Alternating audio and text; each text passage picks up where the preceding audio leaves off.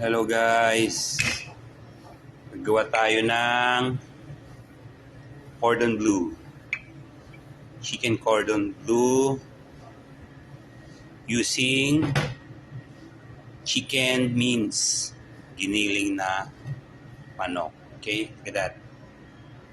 Inlat ko na yan para ilagay yung with the cheese, next the ham.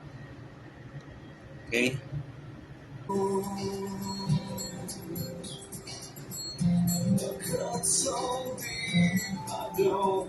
See? Look at this, my chicken cordon bleu.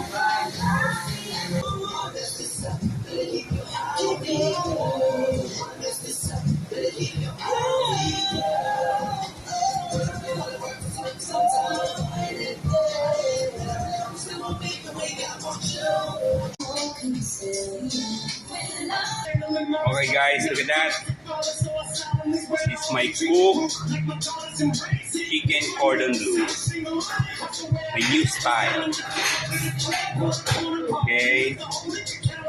Ciao guys.